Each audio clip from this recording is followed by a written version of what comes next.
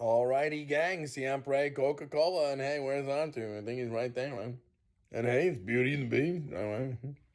Product placement.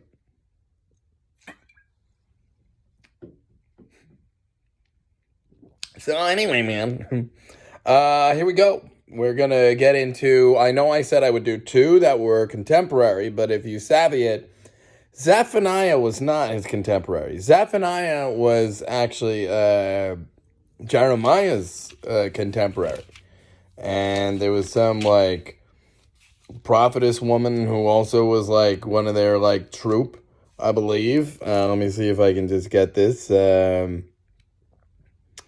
I just wanted to take a look at Zephaniah, which we're going to do later. He lived around the time of 627 BC is when he began his ministry. And as we know, come 586 BC, the Babylonians have destroyed Jerusalem. So, they and Huldah the prophetess, him, Jeremiah, and Huldah, that's what it is there. It's 2 Chronicles chapter 34, verses 14 through 28. They witnessed the religious reform that Josiah started. But anyway, that is not this time that's before the exile to Babylon. This is after. So, that one's Zephaniah, and we're going to read that later. We're going to go right to the book of Haggai. Now, him and Zechariah were two people that were contemporaries, and they helped oversee the first stage of like really building back the temple under Darius, I believe. So why don't we just go ahead and read it? I will read the intro, but even with the setup from the study Bible, it's not going to be too long of a lesson because it's just two chapters, two kind of like burdens or visions or however he describes it here. The first day of the month, the word of the Lord came by Haggai, he says. And then in the second chapter, he says, in the 7th month, on the 21st of the month, the word of the Lord came by Haggai, the prophet, saying. And then that's just two things. So who is this guy? Well, Haggai was a prophet to the Jews who had returned from the exile in Babylon. His first task was to force them to see where their hearts and priorities really lay. He urged them to do what they should have done from the start, to rebuild the temple with a willing heart. To these admonitions, he added the promise of God to be with them. To these admonitions, he added the promise of God to be with them. With this promise, the people could return to their first enthusiasm and carry out God's purpose for them. Then their worship would be joyful and sincere, right? So, and again, now for us Christians, hey, we understand something about a temple, now don't we? With respect to whatever the Christians fail at currently, which I'm pretty sure is the 3:16 through 21 bit verbatim, with the like hiding of the dark deeds in the dark and like skulking about and scratching at the door or whatever, how you put it, right? So like that temple's in ruins because like, well, nobody cares about light and truth these days or uprightness. And it is a theme with the monotheists. See, God insists on we have to be upright, but we kind of have to be. If you love him, you got to listen to him. I mean, like, he knows we're not perfect. That ain't it. But, like, are you really trying to bear good fruit, or are you, like, just sneaking and skulking and two-faced? So, anyway, to that end, this is about rebuilding the temple back in the, like, 400s BC or whatever, or, like, 500s even, or whatever it is. We'll get to that in a second. Author and date. Here we go. Little is known of the prophet Haggai except what is in the book that bears his name. Ezra mentions him briefly in association with the prophet Zechariah. See Ezra chapter 5 verse 1 and chapter 6 verse 14. And the rebuilding of the temple. Ezra mentions him as someone who came before him. Ezra shows up in chapter 7. And then that ties into the 77's prophecy, I would argue, because you can pick one of three dates when they're going to go back to, like, you know, the three waves of it. Ezra was wave 2. So anyway, the name Haggai, but this is Haggai. The name Haggai means festival, an appropriate meaning given the prophet's work in restoring temple worship. But what is most remarkable But what is most remarkable about Haggai's ministry is its brevity. His messages were given in the span of only 4 months in 520 BC. But he also did oversee the temple, as was mentioned in Ezra, because what he says about him has nothing really to do with this. When some of the Israelites returned from the Babylonian captivity beginning in 538 BC, this is a historical setting. When some of the Israelites returned from the Babylonian captivity beginning in 538 BC, they determined to restore the worship of God to its rightful place at the center of their lives. They planned to build a new temple in Jerusalem. See Ezra chapter 1. Sadly, however, their resolve seems to have vanished shortly after their arrival in Jerusalem. They built an altar on the original temple site and later laid the foundations for the new temple. But when the enemy who lived in the vicinity applied pressure, the Persian king ordered the work on the temple to cease. A later emperor of Persia, Darius I, lifted the restrictions that had been placed on the rebuilding of the temple and told them to proceed. But even when the barriers were lifted, the people lapsed into spiritual lethargy. They were not the idolaters that their ancestors had been, but they had lost their early passion for the worship of the living God. They explained their behavior by advancing the time-honored excuse of procrastination. It just doesn't seem to be the right time. See chapter 1, verse 2. When Haggai confronted the people, he addressed the problems of his day, the infertility of the land, and the hard economic times. That's chapter 1, verse 6. But he did not blame these problems on poor fiscal planning. Instead, he exhorted the people to focus on their spiritual condition. They were focusing on insignificant matters like the decoration of their homes, while every day they ignored God's temple lying in ruins. The temple was more than a building. It was the site of the people's meeting with the living God, the symbol of the abiding presence of the creator of the universe. If the people ignored the physical ruin of the temple, they were ignoring the spiritual wreckage in their souls as well. Zerubbabel, the governor, and Joshua, the high priest, along with the people of God, responded quickly to the message of Haggai. See chapter 1, verse 12. 3 weeks after Haggai gave his first message, they began their work on the temple in 520 BC. Anticipating a positive response, Haggai came with another message. This was a simple one, but it had profound implications. Haggai assured them that the Lord was with them.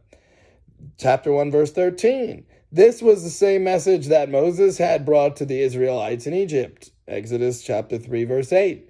Indeed, this would be the name of the coming Messiah, Emmanuel, God with us. Isaiah chapter 7, verse 14. When the people chose to make God the center of their lives, the Lord could himself remain in their midst even without a physical building.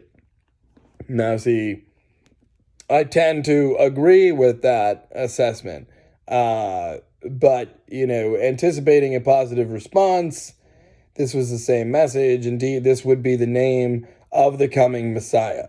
Emmanuel, God with us, is precisely right, because that's one of his names, and that's the message. And so, right. And then there even is something, if you want to factor in, he does say, and I'll skip ahead and read towards the end of Haggai, which is why I say it does kind of connect, because there is that guy, Zerubbabel or whatever, right? And he makes him he says, again, the word of the Lord came to Haggai on the 24th day of the month, saying, speak to Zerubbabel, right? Governor of Judah, saying, I will shake heaven and earth, I will overthrow the throne of kingdoms, I will destroy the strength of the Gentile kingdoms, I will overthrow the chariots and those who ride in them. The horses and their riders shall come down, every one by the sword of his brother. In that day, says the Lord of hosts, I will take you, Zerubbabel, my servant, the son of Shealtiel, says the Lord, and will make you like a signet ring. For I have chosen you, says the Lord of hosts. And whatever that means, again, I do think that it does sort of connect into, like, I don't know, like, it's just a story that kind of, you can appreciate certain traits that they were resistant to, and what Haggai is saying to them and pleading with them to just figure it out. But, like, they don't want to pay the man. They're not doing anything here. What? Don't blame them. They just work here, but they want to, something. So that's the historical setting, right? And when Haggai confronted the people, he addressed the problems of his day, the infertility of the land and the hard economic times. But he did not blame these problems on poor fiscal planning. Instead, he exhorted the people to focus on their spiritual condition. They were focusing on insignificant matters like the decoration of their homes, while every day they ignored God's temple lying in ruins. The temple was more than a building. It was the site of the people's meeting with the living God, the symbol of the abiding presence of the creator of the universe. If the people ignored the physical ruin of the temple, they were ignoring the spiritual wreckage in their souls as well. Zerubbabel, the governor, and Joshua, the high priest, along with the people of God, responded quickly to the message of Haggai. 3 weeks after Haggai gave his first message, they began their work on the temple in 520 BC. Anticipating a positive response, Haggai came with another message. This was a simple one, but it had profound implications. Haggai assured them that the Lord was with them. This was the same message that Moses had brought to the Israelites in Egypt. Indeed, this would be the name of the coming Messiah, Emmanuel, God with us. When the people chose to make God the center of their lives, the Lord could himself remain in their midst, even without a physical building. Theology, right? But that said, there's something about that plot of land that I don't think you want to do that there. Whatever like you put there, you don't understand it. I think the palace can stay, but like I think like certain like Palestinians, but like, wait a minute, you sure you're Muslim? Wait a minute. A guy like me just scratches their head and like completely agrees with you. Like, yeah, they're like, some of them, they dislike Muslims and they should not, because that's, hey, wait a minute, that's our Muslim brothers and sisters. Like, wait a minute, I don't say that about it, not once. But like, I even say like, no, a lot of them do pay that back, and they don't hate you if you're like Christian or Jewish. No, really. And vice versa. And so, but they don't like that minutia. That's not allowed in America anymore. Everybody hates each other. Yeah. I am going to make this its own clip, but like, and to that end, like, I don't know. I'll stay out of the fray on a couple things, but like, one sure like isn't trying to hate anybody here. You know what I mean? Like, no, none of us are perfect, but that's just the point. But then there is American law and the like state matter, and I know you don't like that, but like, wait a minute, that's fine. Wait a minute, we could just get over it. I tell you, we could show like people like a proper way to live instead of the sneaky Pete, two-faced like wickety wick way, because that's just a trap, me hearty. Anyway, that says me, all right, and they censor me just because of it. So like, again, I'm so uncool. They censor the view counts. Yes, they do that, and God knows I wish they wouldn't have to, because like no one knows who I am. But like, again, like they did something sneaky. And then I have just an elite, like supreme, like like guardian or whatever. Anyway, I don't know about that. Theology. To emphasize some key points about the people's attitude towards God, Haggai posed a couple of questions. One of these was about the laws concerning what was clean and unclean. These laws had several purposes. They protected people from diseases. They taught certain spiritual lessons. They created in the people an instinctive sense of right and wrong. In other words, they underscored the message that the Lord, and not any person, determines what is good or evil. Haggai asked the priests if cleanness or holiness might be transmitted through touch. The priests answered that it could not. Then the prophet asked if uncleanness could be transmitted through touch. The answer was yes. Haggai applied this principle to the nation. An indifferent attitude towards the construction of the temple had polluted everything the people touched. Their attitude made the work of their hands unacceptable to the Lord. Even though the temple work had begun, the people's hearts left them unclean in the eyes of the Lord. Even so, God, in his great grace, would still bless his people. In a question and answer format, chapter 2, verses 15 through 19, Haggai also encouraged the people to think about their circumstances before they started to build the temple. None of their past work had resulted in success. Is the seed still in the barn? Question mark. Chapter 2, verse 19. But from that day, God would bless his people because they had reordered their priorities. They had put the worship of the Lord before their own welfare. Out of the bounty that the Lord would provide, the Israelites would be able to bring the proper sacrifices of true worship into the new temple. Savvy? So out of the bounty that the Lord would provide, the Israelites would be able to bring the proper sacrifices of true worship into the new temple. And there is something about, he insists upon the sacrifice of your mouths this time around, not any I don't know. I could find it. I feel like I even posted it and/or posted and read it. But anyway, maybe Isaiah mentions it. Maybe someone else. Somewhere you can find it. But you'll get ahead of it because that's stupid. Your gods are computer cool. And, face value, man. We're the muggles, right? Timeline. 586 BC is when Jerusalem falls into the Babylonian hands. And it's toast. 539 BC, Cyrus of Persia conquers Babylon. And keep in mind, they're getting dragged away since 603 and 605 BC or whatever. That's when they finish them off and completely overthrow it. 539 BC, Cyrus of Persia conquers Babylon. 538 BC, the return of the Jews to Judea begins. 536 through 534 BC, the temple rebuilding begins, then stops. Then 15 years about goes by to 520 BC when Haggai preaches. Then the temple rebuilding resumes. And in 515 BC, the temple is completed. So the temple is completed on the 71st year after Jerusalem proper falls, actually. But also the 70 years of desolation was more Daniel knew, he got dragged off from Jerusalem in 605 BC, and Nebuchadnezzar's first year or something. So or maybe whatever it is, he figured out 70 years is up now. So here's what I brought. So anyway, that's what he figured about it. He was correct. Christ in the Scriptures. Let's see how this is a little blurb that got me. Wait a minute. We got to really scrutinize this one.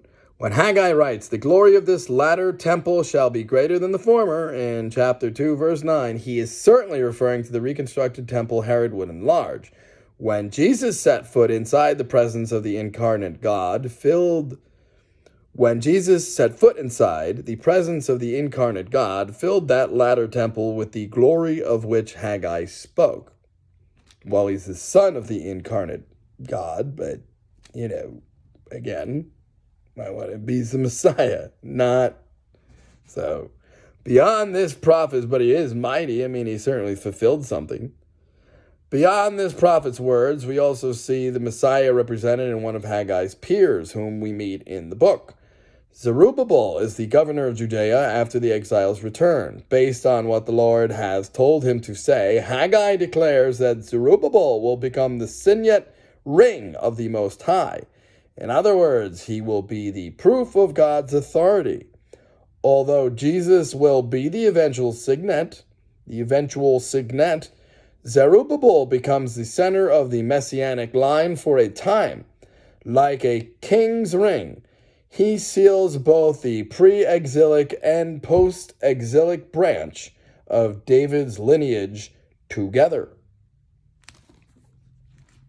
So one assumes he's related, he's from the Davidic line, but the signet rings were used in the ancient Near East to sign one's name. The impression of the ring would be pressed into wax or clay to sign legal documents. In Haggai chapter 2, verse 23, the Lord tells Zerubbabel, I will make you like a signet ring, for I have chosen you. And he says in those times, right?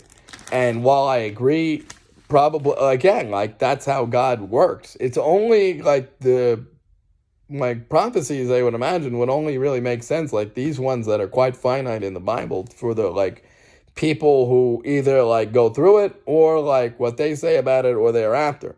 So when it comes to the latter days one with the whole earth one and all the crap, and then you notice all the sneaks and the sneaking and the like, like demon tattoos and the like, how to teach your children to train dragons, when I think that's not quite what you mean by that. I'm pretty sure that's not what you mean, but not quite. At any rate, who knows? But this is a lesson, and again, like this is a positive. This is like one of the only positive like prophet books I can really like think of, and even this has something to say about that time. Like God's mad about it, a little bit of it, but it's a positive message, and for the time, first and foremost, he's appealing to them to rebuild their temple. But if you view it through exactly that's what he's trying to do, right? You can glean something from it, particularly that's going to circle around, because there is this latter days one that shows up that even the Christians say hasn't happened yet, but maybe booky revelation, maybe this.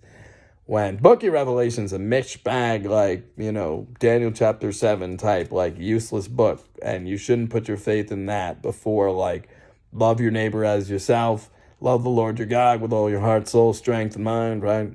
In no particular order, or like whatever's best to you, right? Or like love your enemy, right?